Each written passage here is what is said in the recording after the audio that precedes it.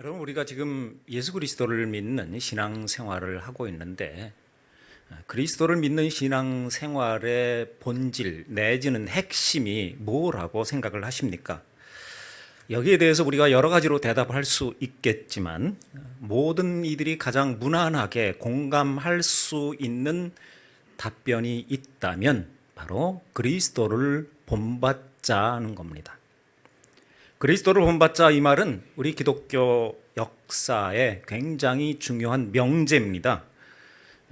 우선 그리스도를 본받자는 이 말씀은 예수님 12제자의 삶의 목적이었고 사역의 목적이었습니다. 실제로 예수님 12제자들 어떤 죽음을 맞이했습니까? 예수님을 본받아서 순교했죠. 또 그리스도를 본받자는 이 명제는 초대교회의 가장 중요한 목적이었습니다. 그리고 그 후에 기독교 역사 마찬가지로 우리 기독교인들이 어떻게 살아야 그리스도를 본받는 삶을 살 수 있느냐, 여기에 대해서 고민하고 순종하고 실천하는 역사였다, 이렇게 말씀을 드릴 수 있습니다. 오늘 우리도 역시 이외에는 아니겠죠. 우리가 예수 그리스도를 믿는 그리스도인인 만큼 우리들의 삶의 모습에서 그리스도를 본받는 신앙의 모습이 분명히 나타나야 될 줄 믿습니다. 그런데 과연 그리스도를 본받는 것이 과연 어떤 것이냐, 어떻게 살아야 우리가 그리스도를 본받는 삶을 살 수 있느냐, 여기에 대해서 어떻게 답할 수 있겠습니까? 이에 대한 본문의 대답을 보면은 본문 11장 1절에 보면은 사도 바울은 그런 말씀을 했어요. 내가 그리스도를 본받는 자가 된 것처럼 너희는 나를 본받는 자가 되라. 그랬습니다. 내가 그리스도를 본받는 자가 된 것처럼 너희는 나를 본받아라. 여러분, 이 말씀은 사실 굉장한 말입니다. 사람이 다른 사람에게 너희는 나를 본받아라, 이렇게 말할 수 있는 사람이 어디 있습니까? 사람 누구나 다 많은 약점을 갖고 있는데 그렇게 말할 수 있었다는 것은 굉장한 사실입니다. 그런데 이 말은 바울의 어떤 교만이나 자랑에서 나온 말이 아니라 당시의 고린도 교회 상황 때문에 그 말을 한 거예요. 그렇게 말할 수밖에 없었습니다. 왜냐하면 고린도 교회 교인들에게 당신들은 그리스도를 본받는 삶을 사세요, 이렇게 말하면은 그들이 엉뚱한 것을 본받고 내가 그리스도를 본받았다, 이렇게 답할 수 있는 상황이었기 때문에 그래요. 고린도서에 보면은 고린도 교회는 당파도 많았죠. 은사도 많았습니다. 엉뚱한 사람도 많았어요. 그런 사람들에게 그리스도를 본받으라고 하면은 엉뚱한 행동을 해놓고 나는 그리스도를 본받았습니다, 이렇게 답할까 봐 사도 바울이 부득불 내가 그리스도를 본받은 것처럼 너희는 나를 본받으라, 이렇게 말씀했던 것입니다. 자, 그러면 사도 바울이 과연 어떤 모습으로 그리스도를 본받는 삶을 살았는가 알아보면은 33절에 나와 있습니다. 33절에 보면은 나와 같이 모든 일에 모든 사람을 기쁘게 하여 나의 유익을 구하지 말고 많은 사람의 유익을 구하여 저희로 구원을 얻게 하라 말씀했습니다. 이 간단한 구절이요, 이것은 그리스도를 본받는 삶이 무엇냐 하는 것을 아주 간단하게 두 가지로 말씀하고 있어요. 하나는 나의 유익을 구하지 않고 다른 사람의 유익을 구하는 것이 그리스도를 본받는 삶이에요. 다른 하나는 모든 일에 모든 사람을 기쁘게 하는 것, 이것이 그리스도를 본받는 삶의 핵심이에요. 자, 먼저 그리스도를 본받는 삶의 모습은 첫째가 나의 유익보다는 타인의 유익을 구하는 삶이라고 말씀했습니다. 예. 자, 이게 이제 그리스도를 본받는 삶의 핵심인데 왜 그렇게 했습니까? 자기의 유익을 구하는 삶을 살면은 결코 그리스도를 본받을 수 없다는 것은 우리가 다 잘 알겠죠. 왜 그렇습니까? 예수님의 삶의 모습을 보면 알 수가 있잖아요. 예수님은 한 번도 자기 유익을 구하는 삶을 보여주신 적이 없죠. 예. 사랑장에 보면 사랑에 대한 정의가 나오는데 그 중에 굉장히 중요한 정의가 첫 번째 나오는데, 사랑은 자기의 유익을 구하지 아니한다, 이렇게 말씀했습니다. 이 말씀처럼 자기의 유익을 구하기에 앞서 다른 사람의 유익을 구하는 것이 그리스도를 본받는 삶의 핵심이에요. 따라서 우리가 그리스도를 본받는 성도가 되려면 나의 유익보다는 먼저 교회와 교인들의 유익을 점검하고 그것을 구하는 신앙생활을 해야 될 줄로 믿습니다. 오늘 지방장로회장 이취임식을 맞아서 각 교회 장로님들이 참석하셨는데, 장로님들께서는 그동안 자기의 유익보다는 먼저 교회와 교인들의 유익을 구하는 삶을 사셨으리라 믿습니다. 왜? 그래야 적어도 교회에서는 장로가 될 수 있잖아요. 장로님들의 이같이 자기의 유익을 포기할 줄 아는 이런 모습이 교회를 세워나갔으리라고 저는 믿습니다. 우리 모두가 이같이 나의 유익보다는 교회와 교인들의 유익을 먼저 구하고자 하는 마음, 그런 신앙 태도를 우리 주님 앞에 서는 그날까지 끝까지 견지할 수 있기를 바랍니다. 자기의 유익을 구하는 사람은 어떤 모습이냐?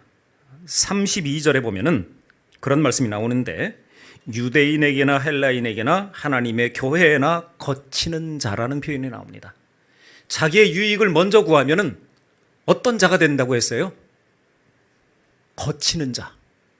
하나님의 교회에 거치는 자. 거치는 자라고 하는 것은 걸림돌을 말합니다.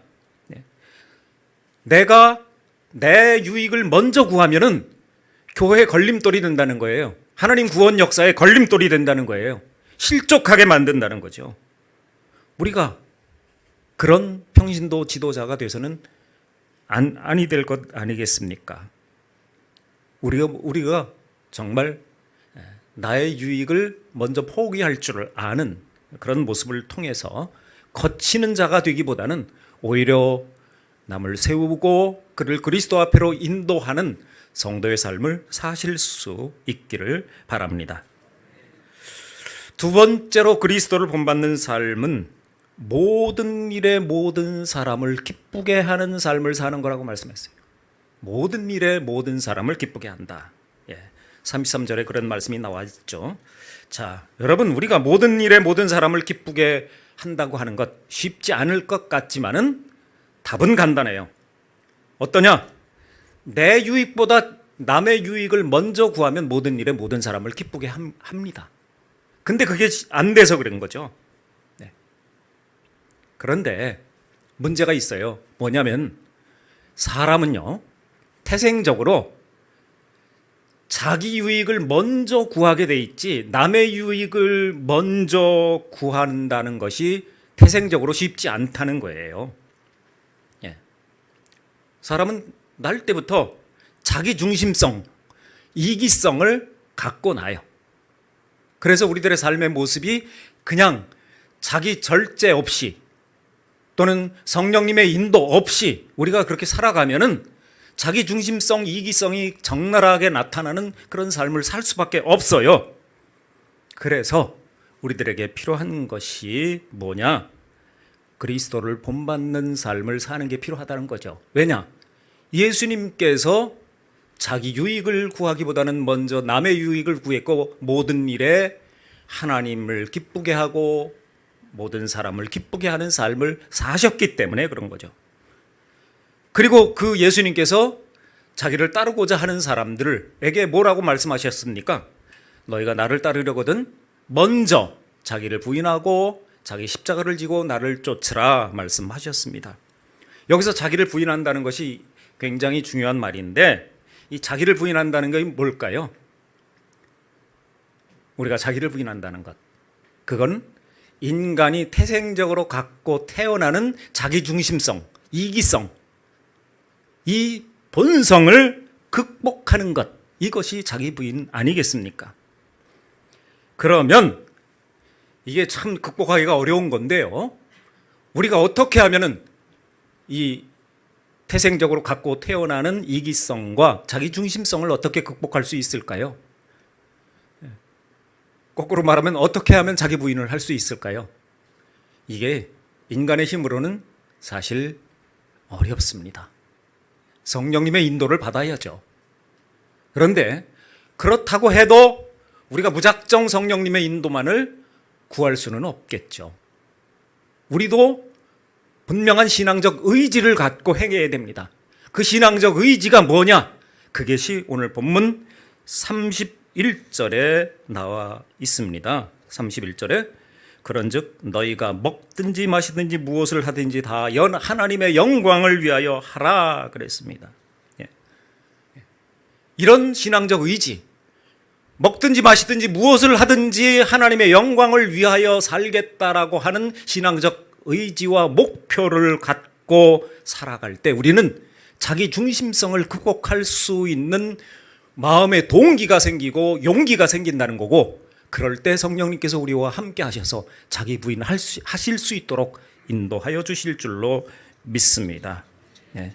그래서 우리가 참 이렇게 먹든지 마시든지 무엇을 하든지 하나님의 영광을 위하여 살겠다라고 하는, 어떻게 보면은 굉장히 교회에서 많이 사용하는 상투적인 용어지만 이 말씀을 우리가 정말 마음에 한번 다시 받아들여야 됩니다. 자, 그러면 왜 우리가 끝으로 우리는 왜 이렇게 길을 쓰면서까지 그리스도를 본받는 자가 되어야 될까? 목적이 있어야 하잖아요. 그리스도를 본받아서 어떻게 하겠다는 거예요? 목적이 있는데 그 목적이 바로 10장 33절 끝에 나와 있어요. 곧 저희로 구원을 얻게 하기 위함이라 그랬어요. 우리가 그리스도를 본받으면은 어떤 역사가 일어난다고요? 다른 사람이 구원을 받는 역사가 일어난다는 거예요. 이 목적 때문에 우리가 그리스도를 본받자는 거예요. 여러분, 우리는 분명히 다른 사람의 구원을 위해서 그리스도를 본받는 삶을 살고자 보다 힘써야 될 줄 믿습니다. 그리고 그리스도를 본받는 삶의 모습은 두 가지라고 말씀을 드렸습니다.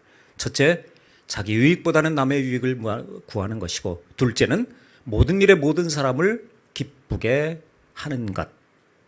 그것을 이루기 위해서 먹든지 마시든지 무엇을 하든지 하나님의 영광을 위하겠다는 신앙적 목표를 세우는 것.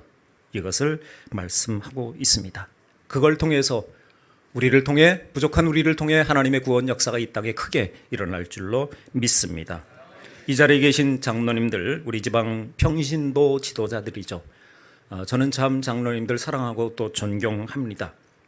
장로님들의 헌신과 충성을 통해서 우리 지방에 28개 교회, 최근에 이제 한 교회가 더 개척을 하게 돼서 29개 교회가 될 터인데 29개 교회가 든든하게 세워져 왔습니다. 그 같은 헌신에 진심으로 감사를 드리며, 아울러 장로님들과 더불어 우리 모두가 오늘 본문 말씀처럼 나의 유익보다는 먼저 남의 유익을 구하고자 하고, 그리고 모든 일에 모든 사람을 기쁘게 하고자 하는 신앙적 목표를 갖고 살아감으로 우리가 그리스도를 본받는 모습을 통해 다른 사람을 구원 얻게 하는 구원 역사가 크게 일어나기를 주님의 이름으로 축원합니다.